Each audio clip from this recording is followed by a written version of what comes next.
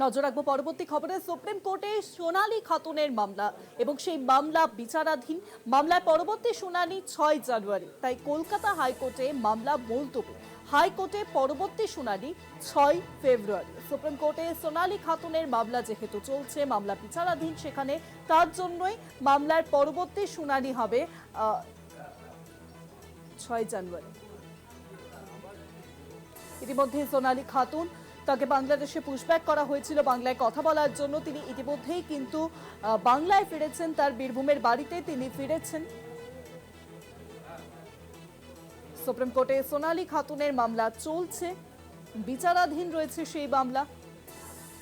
মামলার পরবর্তী শুনানি 6 জানুয়ারি।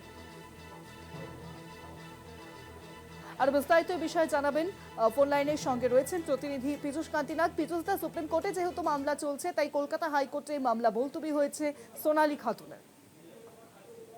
দেখো, কলকাতা হাইকোর্টের সোনালী খাতুনের বিরুদ্ধে যে ব্যবস্থা গ্রহণ করা হয়েছিল তার প্রেক্ষিতে কলকাতা হাইকোর্টের নির্দেশ না মানা দিল্লি পুলিশ এবং এসআরসির বিরুদ্ধে একটি আদালত অবমাননার মামলা দায়ের হয়েছে।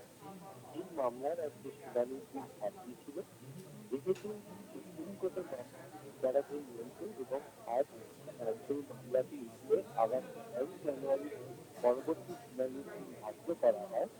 এই বিচারপতি নগেন্দ্র চক্রবর্তী ও বিচারপতি বিশেষজ্ঞ মিশ্র ডিভিশন বেঞ্চের নজরে আসেন। এরপরে বিচারপতিরা নির্দেশ দিয়েছেন যে আগামী 6 ফেব্রুয়ারি এই মামলার শুনানি গ্রহণ করা হবে। তারা আশা করছেন ইতিমধ্যে সুপ্রিম কোর্টের বিচারাধীন মামলা ধন্যবাদ পীযূষদা, ফোন লাইনের সঙ্গে ছিলেন প্রতিনিধি পীযূষ কান্তিনাথ।